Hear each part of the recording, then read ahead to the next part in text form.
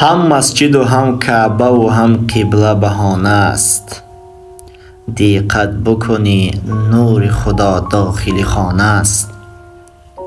در مسجد و در کعبه به دنبال چی هستی؟ اول تو ببین قلب کسی را نشکستی. این گونه چرا در پی اثبات خداییم؟ همسایه ما گوش نیو ما سیر بخوابیم.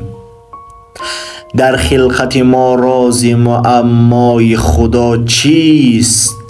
انسان خودش آینه یک کعبه مگر نیست؟ برخیز و کم کعبه اعمال خودت باش. چنگ به نقابت بزن و مال خودت باش. تصویر خدا پشت همین کهنه نقاب است. تصویر خدا واضح و چشمان تو خواب است. شاید که بت در وسط ذهن من و توست، باید بت خود با نم باران خدا شوست.